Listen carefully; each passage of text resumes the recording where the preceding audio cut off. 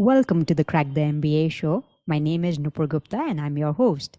Our guest today is Garima Sharma, who is a class of 2021 MBA grad of the Kellogg School of Management.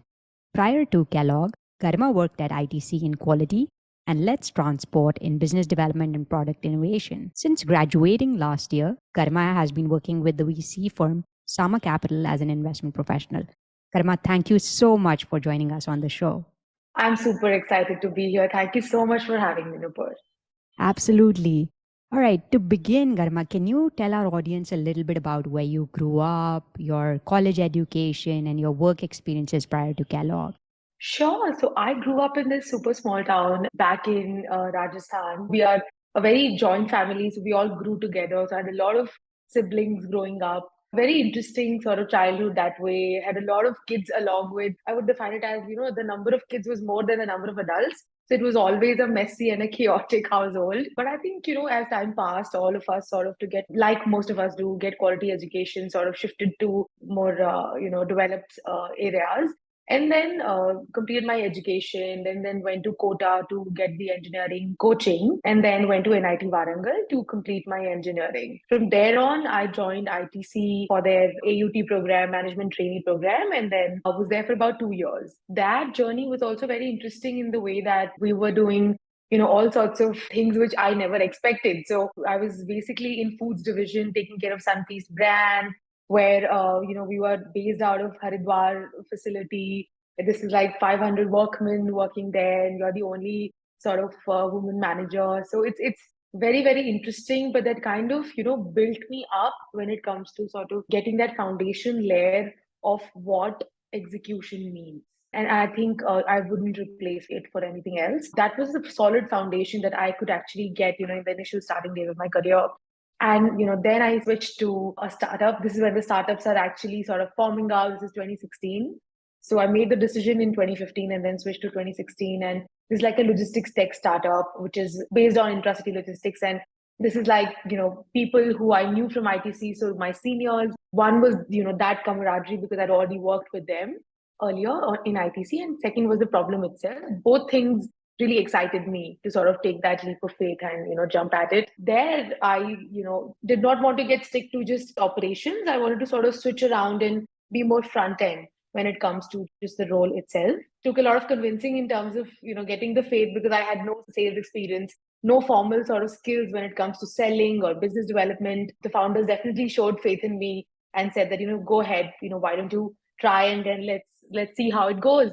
And that's how I sort of started building up the entire skill set on one side. And then on the other hand, sort of the network. And then I think after 1 year, the team. So there were very different facets, which were super interesting because it's like businesses that you're getting into. So your entire B2B sales setup needs to be done. Your team, sort of training them, hiring them, everything needs to be done there. And then the third aspect becomes training yourself because you yourself don't know anything about sales. Very, very interesting. Those 3 years were just phenomenal in shaping how I think, how I work with people, how I crack a very new problem, and then just everyone and the startup environment generally is that everyone is just focused on getting the work done and as fast as possible. So I think that sort of coherent nature of it was just lovely to work with. Just it was a breeze. I didn't even realize how 3 years went by. Wow, that sounds like a fantastic journey.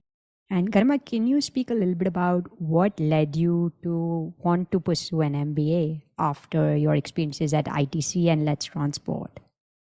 So I think to be honest with you, I think some of it, the seed was sort of sown by some of the seniors that I had seen from ITC actually going there. So till then, there was honestly no awareness. I've not been born and brought up in metros or any other. So I think places around, there was like little to no awareness of what these careers even look like or what these things even look like. So I think all thanks to just those people existing and, being in my life, I think I just got inspired from them and just sort of reasoning behind what they wanted to do. Why were they going? Sort of understanding their motivations behind that. That's where the trigger was, that's where the seed was.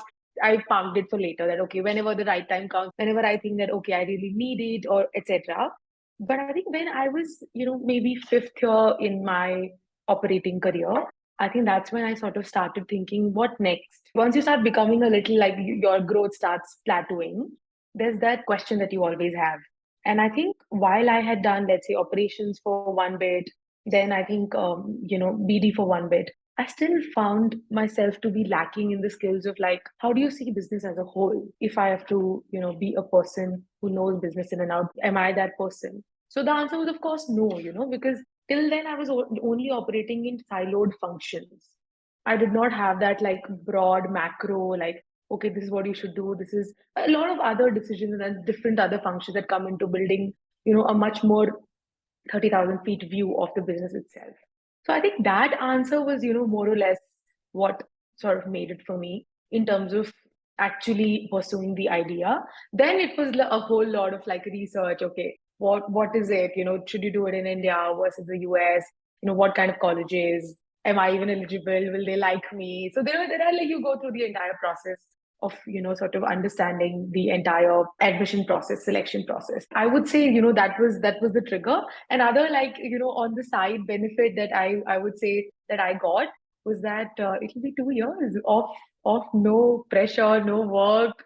It'll be 2 years of just exploring yourself, and then it's so glam. Some of the things are so glamorized how people, until you actually talk to the people who did it, are genuinely glamorized in the sense that yeah, it's going to be 2 years break, so you'll get time to introspect what you really want to do, etc., etc. It might be worth it. By the time I had cemented the thought, you know what, I'm definitely going to try, and then once I have the privilege of making a decision, I will, come to it later.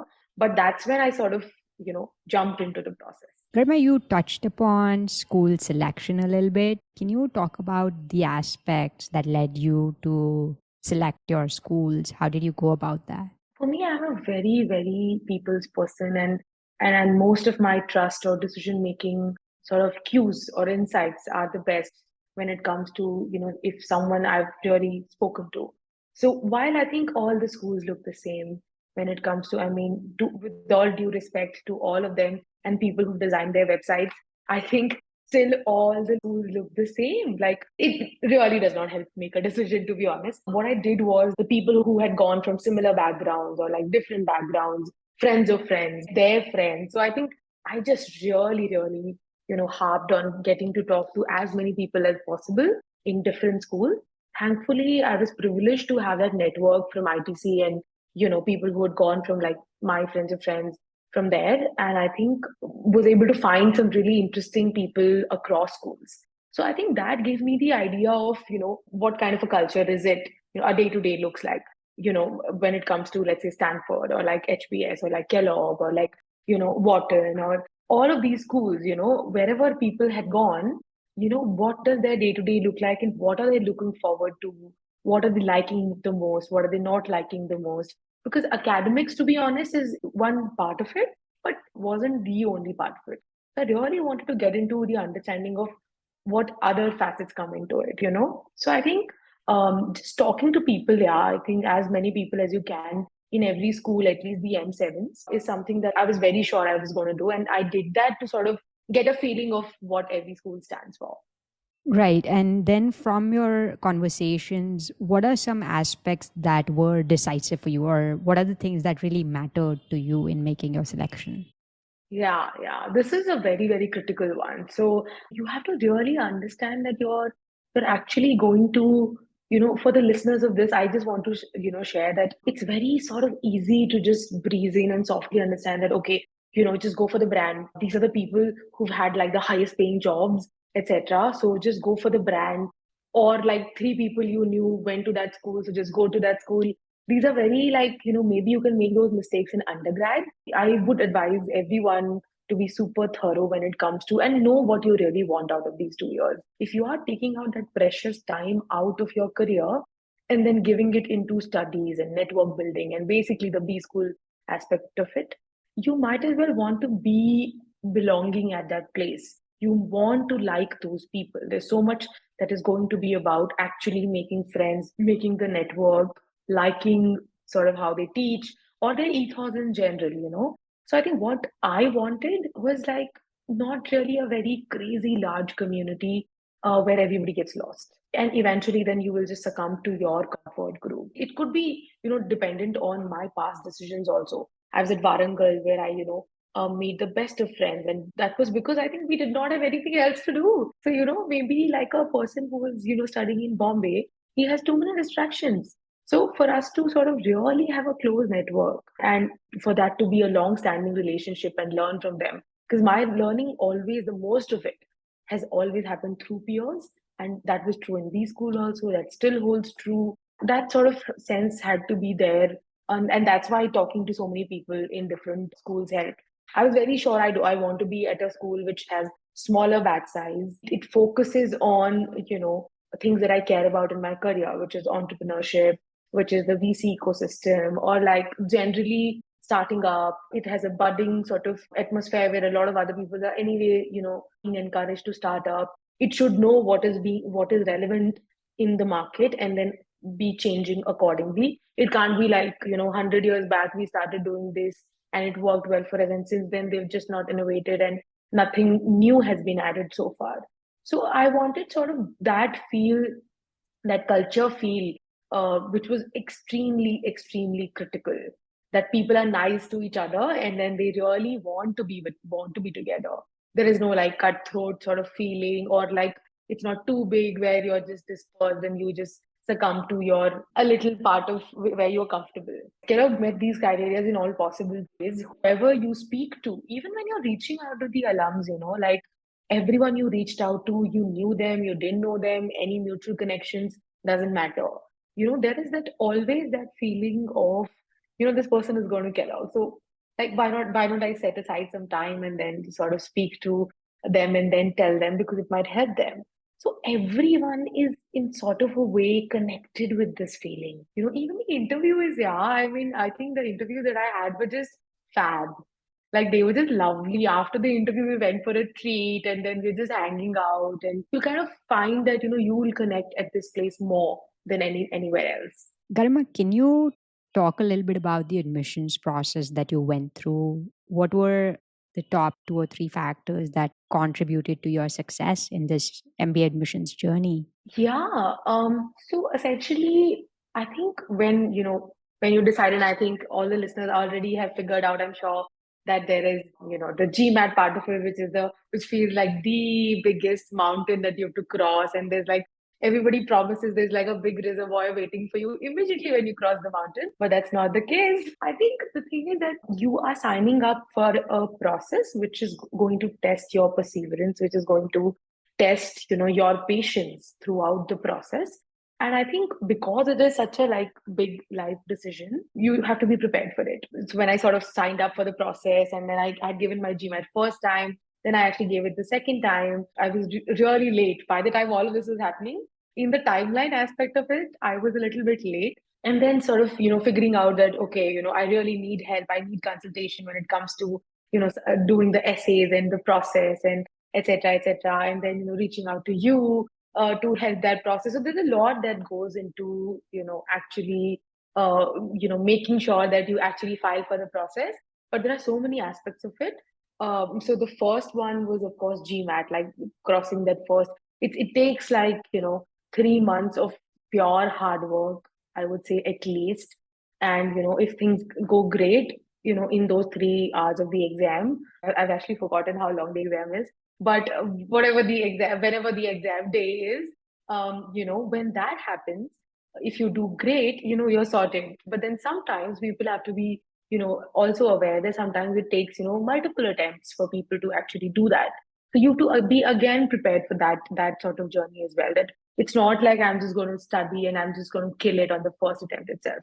So I think that perseverance part, it generally, and then followed by just sort of the essay journey, which in my opinion, I was like, okay, it's an essay, it'll be done. I did not anticipate how difficult it is going to be. It is your own story that you're telling. So it sounds easier because it's your story that you're telling. There's nothing else to be added, but it just is a difficult process. And that's why I think I really liked it. I got your help in the admissions process, and which was super critical to me because the kind of backgrounds that at least I come from, there's little to no writing. And then especially when it comes to like really putting your story across, and there are too many people applying, so you have to stand out, and then you have to really figure out, there's an introspection phase that you go through, that why did I actually make the decisions that I made throughout in my past? That was the first phase of it, if I remember correctly. Then the second phase is that, what do you want to do next? And then, the things that have shaped you, how that will help you. MBA is actually about filling that gap, if you think of it. Like, that's how I think of it, that this is your past has already happened, you've lived this journey. Then there is the journey that you aspire to live or you want to live. And then the MBA school is going to be a gap that, will enable you to get there. So I think everyone sorts of like, in this is like from a first principle basis. So hence, you have to really figure out and tie that line that, where you want to go, how will actually the B school part help you?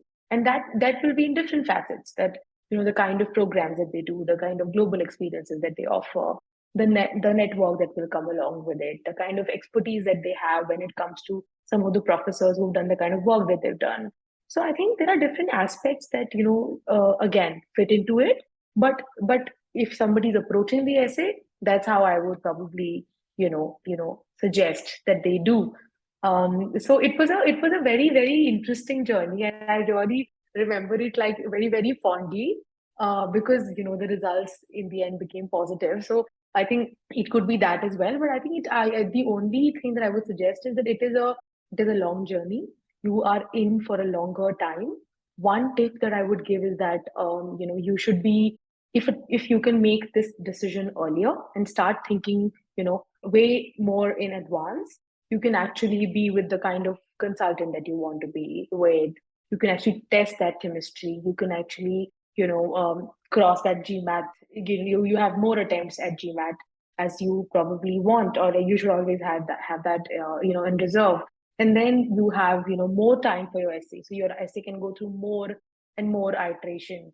I remember, me and Nupur, we used to have these. I mean, I think both of us were always hungry for more iterations, that, let's do one more, let's do one more. And the more iterations that you do, it used to look so different.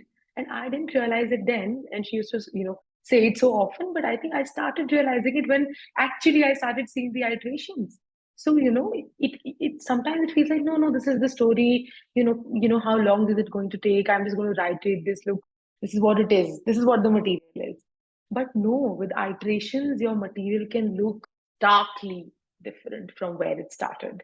So I would just say that the only tip is that start as much in advance as you can, so that all of these things have enough time to actually put your best foot forward when you're going in. Very helpful tip, Garima. And Garima, you talked about the future, right? The MBA is helping you bridge the gap between your past, present, and future.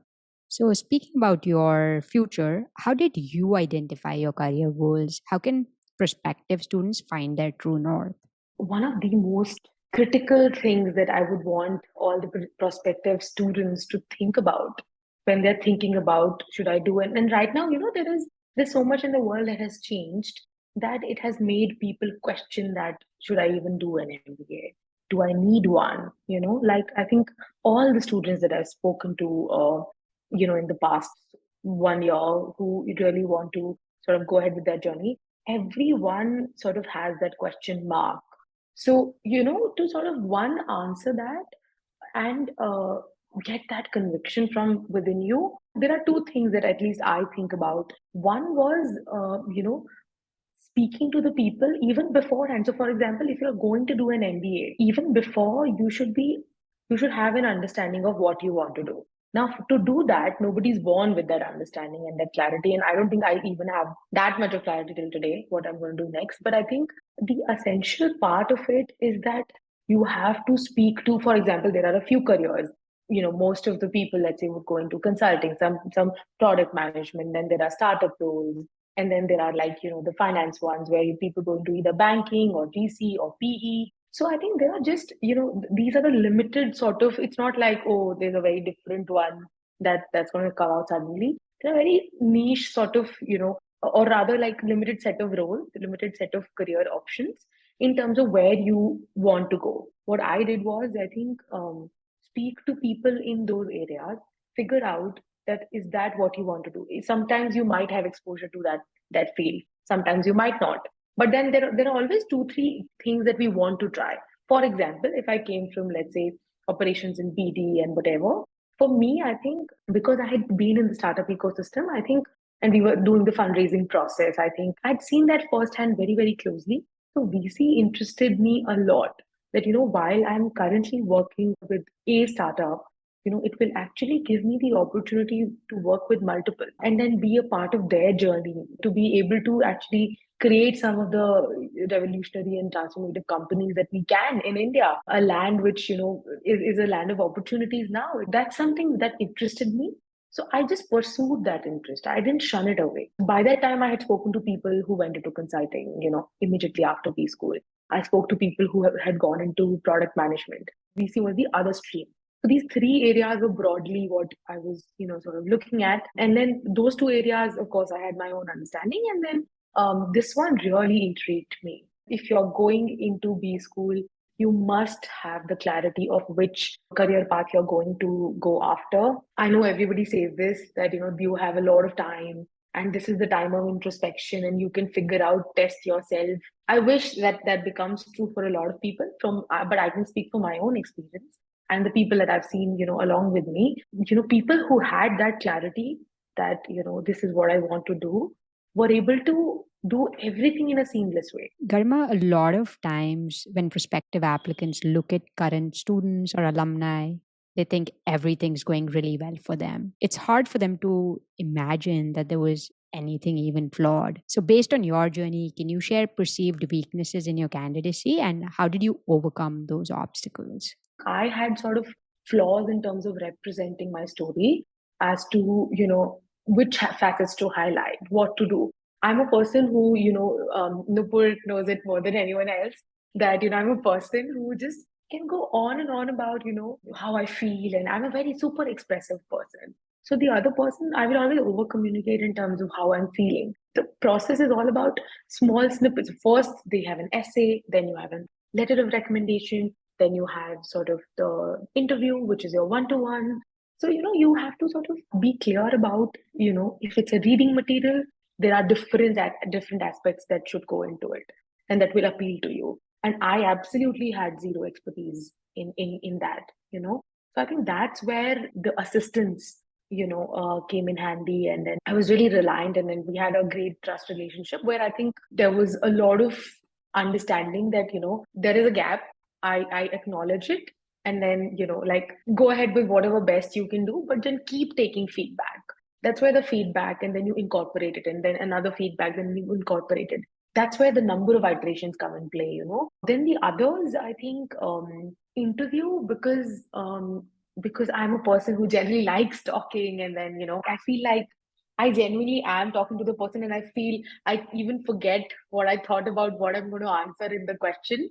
So I think to just sort of the flaw there that I needed to correct was that, sort of remembering that this is, I mean, the other person also has an attention span. So, figuring out a structured way to talk. So while you're bringing out the similar points, it's, more or less like you have to remember and practice and practice and practice to sort of get it right in that much time. In the interview side, I think that's one area where we focused upon. And everybody has very different ones, Some people just talk so straightforward, so clean, like da da da da da da, and especially the ones who've been in consulting and other sort of roles before. But then, that sort of touch is missing, where your body language is missing, and then, your smile is missing, or you're too uptight. I think there are different elements that lack for some people. There are different elements that lack for the others. But the important point is to do mock interviews so that people can see what those points are and you can improve upon them, because you will never be the person who can figure those out. So the more practice you do, the more different elements and insights that you can gather, it really, really helps you and flourishes, how you talk and how you actually do on the D-Day when it happens. Very helpful. Thanks, Karma. Karma, moving to your Kellogg experience, can you talk about the major events or experiences that students look forward to participating in at Kellogg? There are actually a lot.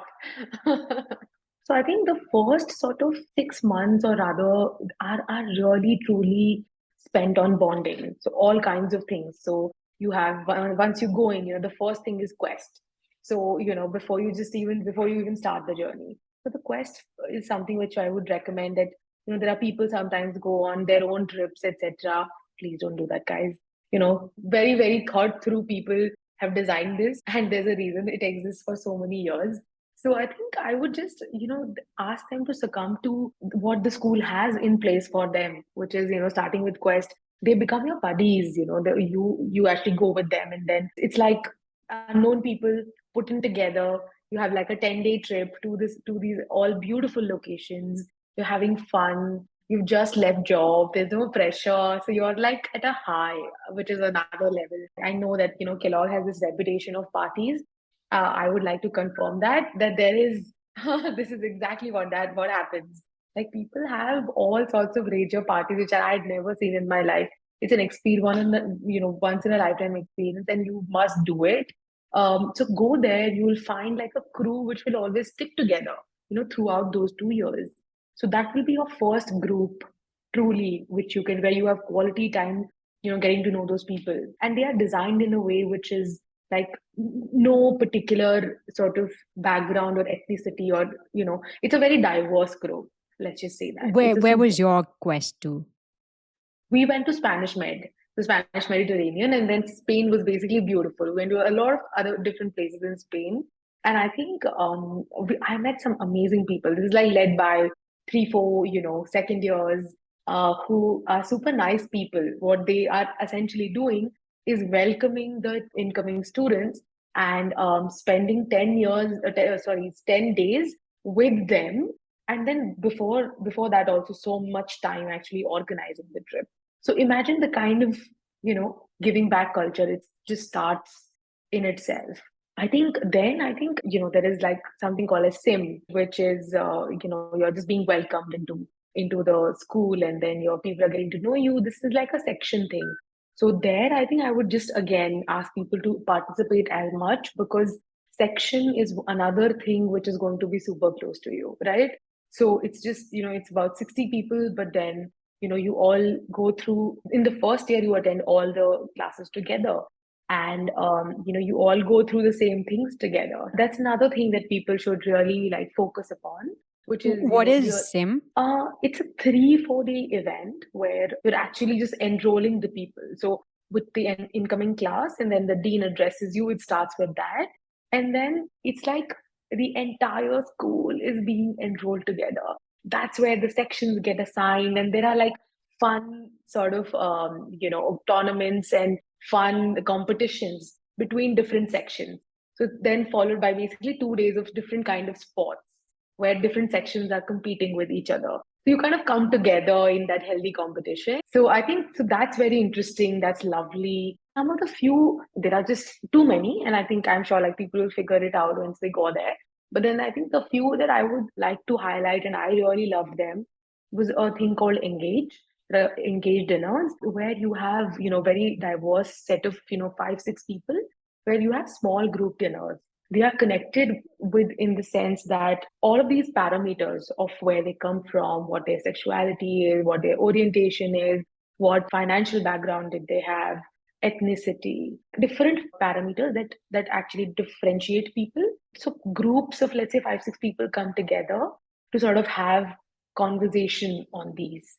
So you're having dinner with your peers who are very sort of coming from different backgrounds, and you're getting together for a dinner which is actually over a conversation with all of these parameters. Why should it matter? What kind of stories do they have to talk about? For example, in all of these, things that make us what they are, or like, have always played a pivotal role in what we become as people. So, so you hear each and every person's story. So there's one discussion point, and it's like a series of dinners, but like one discussion point, and everybody just presents their background, and then how that shaped them, and then what they think about it. There's a very, very, very interesting discussion around it, and I think my thought process changed so much after those dinners. Like, you're always just in your stereotype. If a person looks a certain way, if a person owns a certain thing, if a person speaks a certain way, wears certain kind of clothes, you always have those stereotypes. But, it actually breaks those superficial layers. And then I myself, and I can speak for all the people that I had dinner with, had all those stereotypes broken. And this is something that changed me personally. It had nothing to do with career, it had nothing to do with networking. It only had things to just change in me, and everyone just who was in this together, like really became close. Then too many things. Like it's a thing to participate in Bollywood Bash, and I just had a gala time, so you can't not be in it. I just had a lovely time, but also I like dancing. So some people who might not, you can get involved in different other ways, but you must participate no matter what it comes to. I was a part of group work, which is the dance community there. I loved it. You're all very different people, but like you're doing practices together, like sometimes on the road, figuring out all those sessions. And then because everybody has such crazy schedules, but like one thing you're connected by is a love for dance. And then that's why you'll come together, you'll make sure things happen. And then, have like a show, a crazy show in front of all your classmates. They're rooting for you. And then they are like, everybody's super happy to see you there. So I would just encourage people to just, let those hobbies also flourish, because you'll actually connect with so many interesting people because of that. Then we have, I mean, otherwise you have these standard trips that happen, like ski trip, and then like Michigan, there is another trip which happens for the entire section, sometimes for the entire school when you're graduating. So there is just so much, I would say that happens when it comes to activities. So just go out there and participate. Like these are just 2 years that you're getting to sort of experience a very different life. So I would say just make the most of it, and, be a very, very active participant in all these. Garima, switching gears to academics, who are the star professors at Kellogg and what are the must do courses? When it comes to, I think the courses that I really liked, it could also be very specific to only some people who are interested in VC or like finance roles. I really like EVC finance, entrepreneurship and VC finance, which was very interesting. It makes the basic foundation that you need if you're going into either of these two. I attended this by Scott Baker, and he was really good. I loved him as a professor. Medwick is one professor who I could not get the opportunity to be in the class of because I did not have enough credit points to bid for her. But Medwick is one professor who does selling yourself and your ideas, or like selling yourself, or negotiations. Wait, selling yourself and your ideas. Sorry about that. So selling yourself and your ideas by Craig Watman is the course that you must do. It's a very different course. Nowhere would you actually find time to actually understand who you are, how you should pursue yourself, how you should go out there and present yourself if you're an introvert, if you're an extrovert. Another one is basically negotiations, and that's by Medved, and she's just a star. I attended her the other singular sort of individual sessions that she had done, and she's just another level. I loved her, and all the people, I was jealous of them who attended in-person sessions of her, but like she's just another level. She's in my opinion like a full heroine. You keep a photo of her ki no yaar. If I'm feeling low today, or if I'm feeling like somebody just look down upon me if because I'm a woman, or because this is a salesy role, somebody thinks I can't do it. I think we should like look at that picture and remember all those sessions, and then just get back at it. That's how influential she is. But then I also took global entrepreneurial finance called GEF. There's only one professor who actually does that. He is from Argentina, and he's just something else. Like I remember him so clearly, and everybody just gets connected. There are very few people who take that course, but that course is highest rated. Why few people take that course? Because it really demands a lot out of you. Like you'll have to really, really work hard, and nobody wants to give that much to academics. When you're taking that course, make sure you have the other ones, the super light ones. So, but I would really recommend for people who are going into finance domain, or international finance, or like even entrepreneurship, or like family business, this course is just amazing. It will shape you. It's a case-based course, but it'll shape you in ways that you cannot imagine. So these are the things at the top of my mind. And Garima, speaking about housing, right? What neighborhoods do students majorly populate within Evanston? And also, are some students living in Chicago? And what are some of the best buildings, streets, or neighborhoods to live in? Evanston is a very cute town, super cute, okay? And especially in summers, you're going to love it. So, first, I think the school is just beautiful. I loved where the school was. I loved that there's like Michigan Lake next to it. It's basically at the Michigan Lake. And, you have this entire, like, very, very green, like, fields where like, people are just always jogging or like taking their dogs around. And that's where pretty much we spent our time immediately after class. I would go there either with a friend, like just have a coffee chat around and then just get to know someone. But it's beautiful. Like the campus is just to die for. So now coming to your question, the neighborhoods are pretty much like limited when it comes to, because it's a super cute and small town, right? From coming from Chicago to Evanston every day, I wouldn't recommend unless you're someone who has like a working partner and they have to be based in Chicago. Pretty much because it was work from home. I think I know so many friends who had the other way, that they were based in Evanston, but like the partner would travel to Chicago for work. There are a few popular buildings where I think people generally settle down. I've seen the Indians typically take McManus as their first residential place because it's just difficult to understand all those processes, and then people just find it easier. McManus is a place where the entire Indian crowd would land up. That can actually be, a pro in the, I will tell the pros and cons of both, of McManus, that while the Indian crowd actually lands up in McManus, I think it definitely really helps because you've just left home and then you're in this new country, you don't know anybody, you miss food, you miss, just talking in, Hindi. So I think that gives you that homely feeling. The apartments are shit. you compared to the other buildings. There's no other way to describe it. It's a super old building. This is a building that is owned by Northwestern, the only residential building owned by Northwestern. It's not very well maintained, let's say that. So while you'll compromise on all those aspects, you'll have this community which feels home to you, while you're still figuring out where your wings are. But the other con that happens comes with it is that sometimes you might become way too comfortable. So if you are a person who's actually staying outside, their pro would be that actually we host people because you have a nicer apartment and you can do so much with it. They would host people, and because they don't have the comfort of just latching on to the other person next to them in their room, they would of course go in all of those events.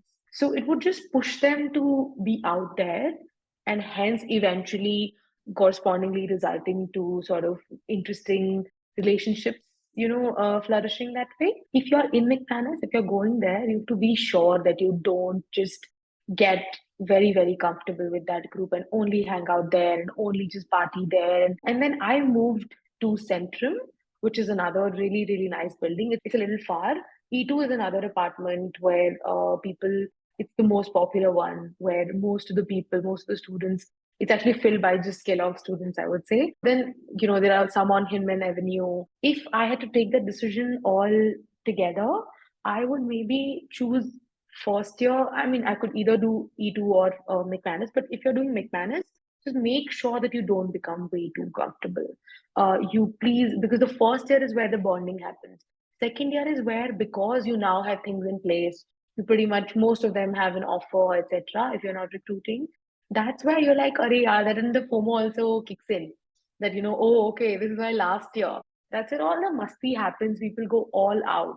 Garima, what's something you wish you did or knew prior to getting to business school? 2 years of B school are a bubble. And of course, it's not real life.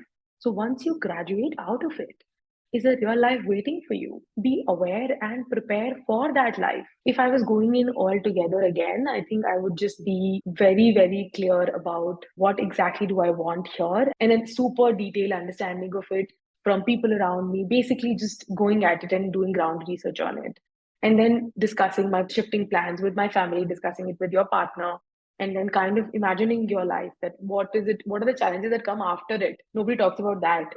There's only so much material just about getting into the B school. And Garima, you're one of those rare people who moved back to India right after the MBA. A lot of times people want to do that, but they're worried about the student loans, specifically in the face of a depreciating rupee. How did you prepare yourself for this move, and how can people acquire the courage to do it? When I sort of started understanding what kind of career do I want to go into after B school, did one internship pre-MBA before going in B school with a VC, and then another one during my summer, and then another one in Kellogg with a Chicago-based venture capital. In totality, I was able to get about 9 months of just internship experience to sort of help me cement that thought that do I want to do this full time? What does the day-to-day look like? What will I actually be working on? Not just what is there on the face, but like what will my role be, etc., etc. So I can, fairly say that I was very intentional in figuring that out. With VC, the thing is that while it really interests you and while it's an amazing job, it's a very closed industry. So it's very difficult to get into it unless you have connect. Basically, the decision here was that out of all your batchmates, maybe like just the Indian community, I was the only person in Kellogg who was hiring for a role in India. In fact, for a role in VC, and everyone else was doing these things where there was support from the everything else all figured out for you because Kellogg does that job diligently, has those relationships. But when it comes to you recruiting back home, to be fair to them, they don't really have a network where you can actually tap into or like just say that, oh, this is our person who's recruiting for this, or like anybody that prepares you for a process itself. So all things you have to figure out on your own. I think it was that conviction that because I want to do this, maybe like I will pay the loan in maybe longer years, and financially I might not be that ahead. It's a trade-off, which is a personal trade-off. Some people might be okay with it, some people might not be okay with it. I was okay with it. There are so many VC roles that pay you really well. The problem that came with it was that there are too few. And like there were at least across M7 some 40 people that were that were sort of looking to get into those 2 3 roles that were there. So hence people then pivoted into private equity, growth equity, different sorts of things, right? So I sort of knew that I want to go into early stage investing, and I think that's what I was sort of looking for, and hence just started the process. Just started reaching out to people, whatever network that I could tap into from the people that I knew from the previous startup that I worked at, and just sort of reaching out to them. And then there was this entire process. The courage that it took was just clarity, and then like just every 2 3 days you had to reassure yourself because it's an offline process. You have to reach out to people. It's a very different process than your rest of the classmate. You're the only person, nobody should to share their experience. So I just reached out to other folks who were doing that process. Some people at HBS, some people at Wharton, while we were probably applying for the same roles. But I at least wanted to talk to someone who was going through that process and what are they doing, like how are they sort of handling it, etc. So that is what I did to sort of at least feel part of something which is being done. Otherwise, it can just be super lonely. Then I think sort of having that conviction and reassuring yourself that this is a different path that you're taking.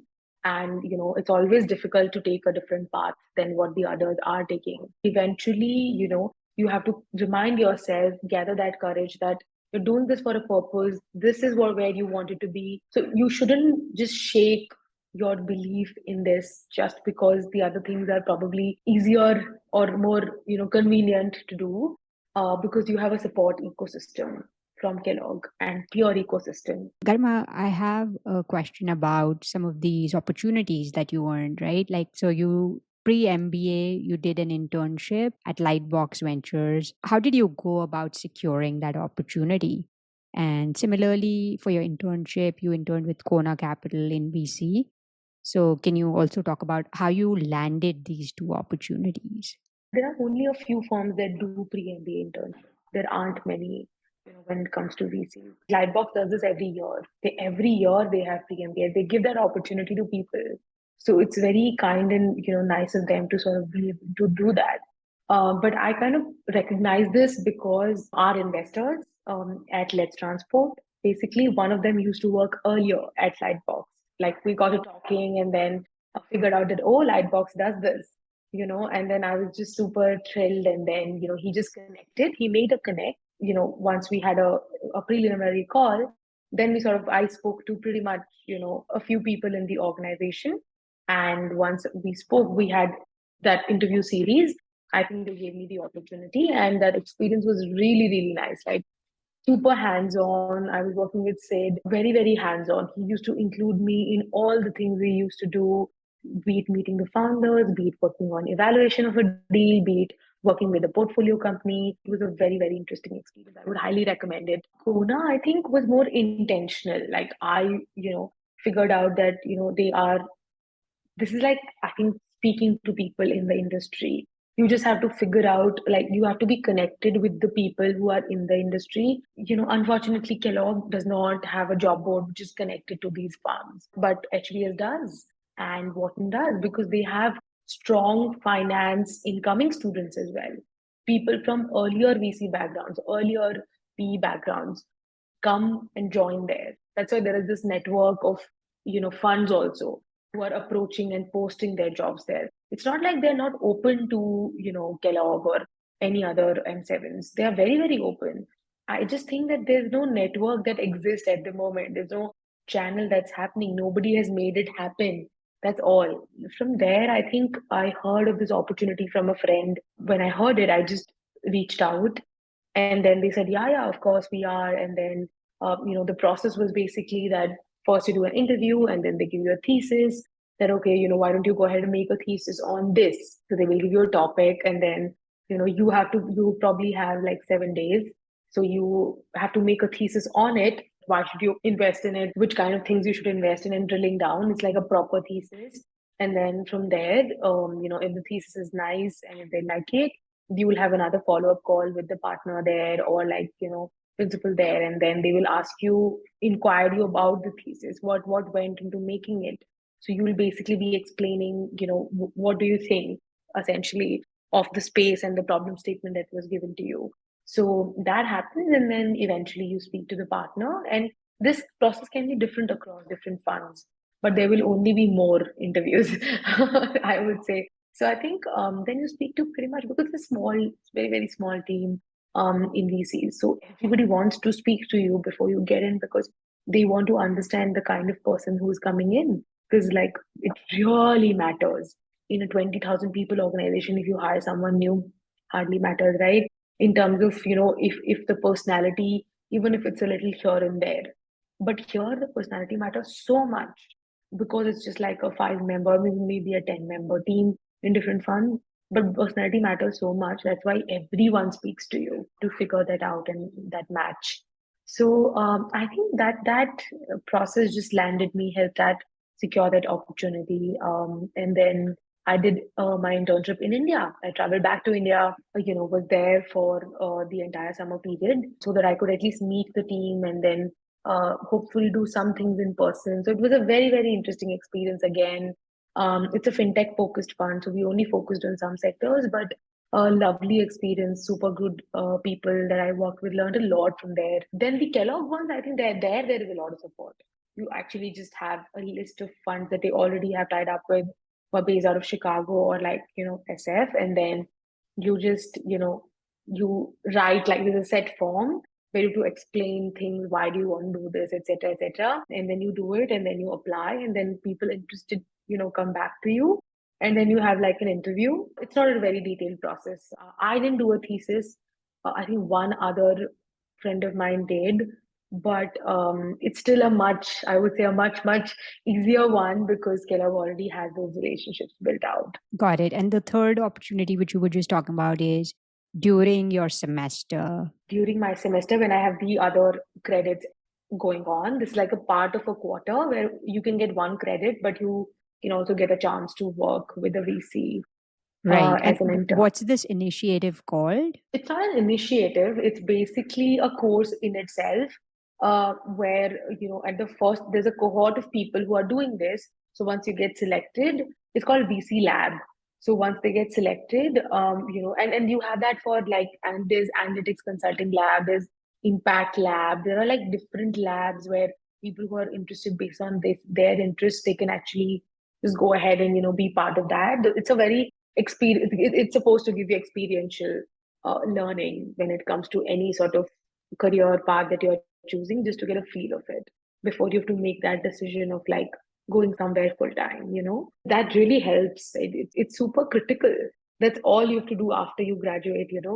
So I think it's super critical. So, people must do it if they get a chance. There's SF quarter for people who want to, again, who are interested in PC. So there are these career treks, which anyway you do to sort of figure out the organizations around, have a look inside the organizations, and school plans it. But SF quarter is also another one where you get a chance to work in SF either with a startup. This is again a credit. So either with a startup or like with a VC, and then you sort of are working out of SF, and it's a very interesting environment. People who essentially want to shift to either startups or VC end up taking that quarter, and have that experience and that really good exposure to all of these funds which are based out of or are headquartered in SF. It's a very interesting thing that Kellogg has, and I think everybody who is keen on getting into these roles must try it. Understood. And you pursued the SF quarter? I didn't go. I couldn't. I don't remember how I couldn't go because I had to come to India. I think it's super helpful. I did the trek. I did the SF trek and got that exposure. This is mostly for people who want to be based there. So I anyway knew that I'm coming back to India. So yeah. Yeah. So, what advice do you have for someone who's interested in switching careers to VC? They don't have any prior finance experience. What education and experiences or even online courses do you think they could pursue to develop their skills? I did not have that experience at all, and that's why I think it when I got to know that how difficult it is because it's such a small industry and people just hire maybe one fund hire just one person every 2 3 years. Think of it as that. So it's such a small industry, maybe like 100 people industry, in totality, I would say. And then that's why it's a difficult one. But now that scene has completely changed. When I was hiring or recruiting, I think it was very different. Now there are so many funds coming in, so many international funds coming in. So now the situation of recruiting is also changed for sure. People who are looking to sort of make that switch into this side of the world, first thing is, of course, the financial fundamentals. You should just be very thorough with them. So the courses will, hopefully help you do that.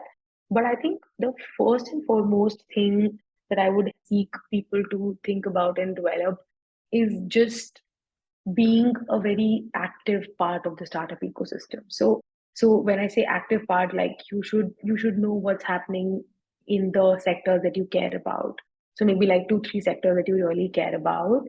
And then when you're recruiting, that's what people will focus upon. Nobody expects you to know everything.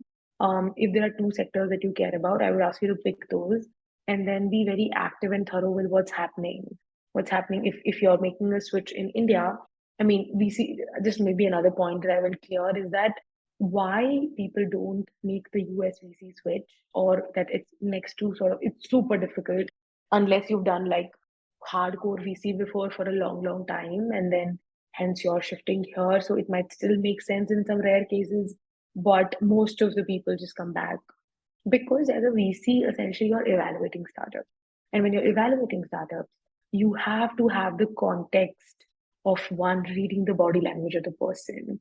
You have to have the context of what problem is this particular startup solving, and is this a large enough problem? Is this, and then getting sort of those customer references, having that mindset yourself. And if you're not a person who's lived in the US and you don't have that context, you will be not a very great evaluator, in my opinion, because how will you even add value? Like, for example, if somebody comes with an agri-tech startup today, I know what, the condition of agriculture in India is because I'm born and brought up there. I know what, let's say, a healthcare, how it functions just purely by existing and being born and brought up in this country. So I think that context is completely lacking if you do otherwise. And that's why I think it's difficult for people to make that switch. Or even it's difficult for, if I am a US VC and I have a candidate who is, equally good and based out of India versus like, or born in India versus born in the US. I think I would also make the decision of taking the one who's born in the US purely because he has more context, you know. If all things are the same, of course, assuming in their candidature. Hence, people who want to do VC end up coming back. So now coming to, when essentially you're making the switch, I think I would just encourage people to pick two sectors, sort of be very thorough in what's happening there in terms of funding activity, the kind of startups that are coming up, be very, very connected with the ecosystem of that sector, what's happening, what kind of startups are coming back, because people definitely look at the network that you will bring in. So the kind of deals that you can bring, how you can evaluate the startup. Of course, like your mindset of evaluation will also come in handy. But I think your understanding of the space will really be very helpful when you're actually making those theses in the evaluation process, or like making that switch from being an operator to a VC. It's a very different mindset. And that's why sort of, being in touch with people, and now these days we have so many interesting angel investors. So you can also access that platform to sort of start investing yourself, to be in touch with a lot of founders, reap those relationships to get in touch with more founders, and then figure out that why you're making this, etc., what's it leading to, and have your own point of view about you know that this is something which might work, this is something which might not work because of XYZ reasons. And if we invest XYZ amount of money, this is what we will get. This is what, essentially these are the kind of decisions that you need to make. That does this business make sense when I'm investing, let's say, money in it? Do I see the potential of it growing, 5 years down the line? And how much will it be able to grow? What kind of team does the person need to support him? Is he the person who will be able to bring this team together? Is he the person who has those relationships already? Does he understand the problem really deeply? Does he have insights that others might not have, etc., etc., right? So I think these are the kind of questions that you, of course, keep answering over and over when you're looking at a deal. And I think I would just ask them to maybe think in these mindsets when they're also seeing these particular startups coming up. Courses wise, I honestly don't know any online courses that exist for this. But I think the best thing that really helps is, of course, like signing up to these very interesting newsletters. And now there's so much content around. Can you name a few which are helpful? Yeah, so the first ones that, of course, are Your Story, Inc. 42, VC Circle. There's Live Mint. There are a lot of these that keep you updated with what's happening. Then there are newsletters like the Ken, FinShots, who really explain what went into which. Like these are like the detailed newsletters which focus on one sector and explain about that problem and what went wrong, what went right. So I think that some of the college folks might have started up now. So sort of understanding from them, whoever has started up, what did you do, how did you feel, etc., etc. Because network is something that really comes in handy, because when you're evaluating a deal, really need it. Be it come for customer references or be it for sourcing the deals itself. I think it's really, really key. So I would encourage people to definitely do that. All right, super helpful, Garima. In the US and Europe, there's currently chatter about the deteriorating economic climate. What's the general outlook in the VC industry in India, especially when it comes to recruiting in the next year? In COVID, it was definitely very different, and when nobody was hiring when I think our class was looking to get back. But I think now, right now, the activity is actually high, because I think most of the funds, and I think that's how people should look at it also. They should look at a fund which has recently raised money or recently raised their fund. And whenever you raise a new fund, you're always looking to hire. So I think that's the first filter that I would say for people who are actually looking to transition to VC, because that's like your first filter to who you should apply to. And then of course, like getting into culture and like sector, etc., etc. Essentially, right now, I think it's definitely high. Like people have been really on a hiring spree, because many of those had raised fund closed their funds last year. So they closed their funds last year, and hence they were looking to hire. So a lot of strong hiring has happened. There's a lot that is also happening now. So in the next, let's say, 3 4 months, there is a lot of funds that are hiring. There are a few individuals who are opening up their own funds. So I would say the activity in, while Europe and US might be different at the moment, but I would say that people who already raised funds, there are a significant number of them. They are really looking to build up their team. So, someone who's looking to sort of get recruited maybe next year, nobody can predict, to be honest. That we don't know, because if there are people who've already filled their team with these fundraisers, next cycle can be a cycle where no, now the team is set, now nobody's looking to hire. So you never know. I think it depends on, but you can always look at so many international funds which are now looking at actually having their presence in India, and because they are, that's why they're looking to hire more teams. So I think hiring wise, I would say that it's been, in fact, the highest ever this year, because people were looking to really, bundle up their teams. Next year, difficult to say at the moment, but the only thing that I can say is that look at funds who recently raised funding, and look at funds which are international and looking to have their presence in India.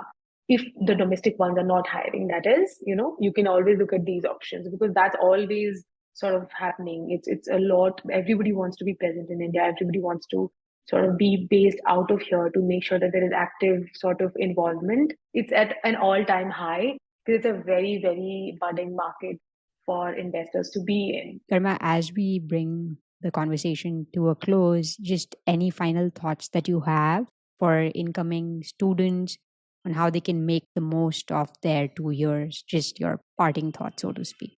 These are like 2 years that you will never get back. I'm sure you've already realized it having done your undergrad.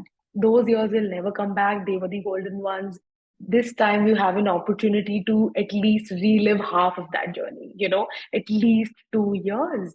And this is, of course, coming at a cost, which you should be prepared for. There are a lot of practical aspects and grown up aspects of this entire MBA journey, which you should be prepared for. But then there are aspects which you should be very excited about, that you're actually going to a whole new country, a very new experience. You're going to meet people from all across the world. It'll open you up in different ways. And you'll be surprised and only happily, right?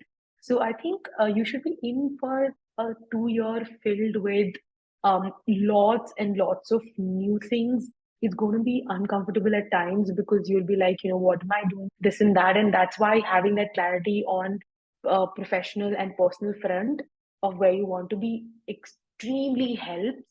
And that's why you can get the bandwidth out of those, chaotic mental peace to actually be hanging out with your peers. And, the more you can, the better it is. Like the only thing that I can say that there are times you will, of course, feel tired and exhausted, but like get out there and attend at least, if not more, 70% of the events that happen.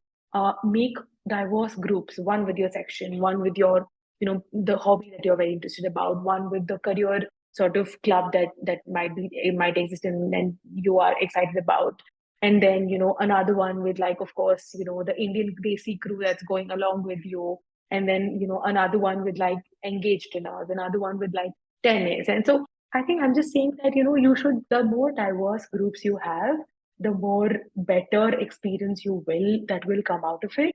And I'm a person who's focused on more small group dinners and one-on-one coffee chat and walks, and I'm not a person who can like really enjoy maybe for a long time in just a crazy 200 people party. I would still go there. I would have a lot of fun. To make sure that I really retain a lot of it, I think I was very intentional in sort of, doing those walks. So people who I really wanted to build my relationship with, don't hesitate in reaching out to them. And they will reach out to you. So many people will reach out to you. You should reach out to them. But it's all about building those relationships, because that's what you will eventually carry along with you.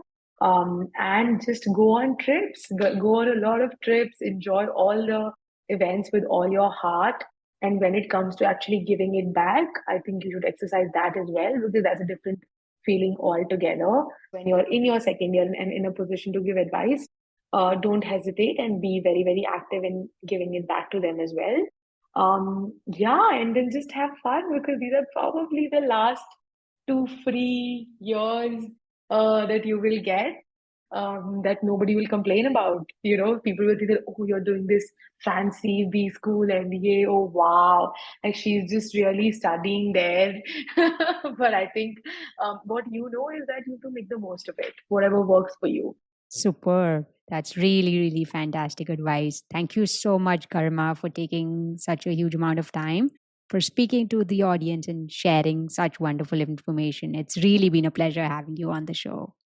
Thank you so much, Nupur. I love you, you know that. And I think anything to sort of, help, as I said, help the people, because I was in their shoes at one point.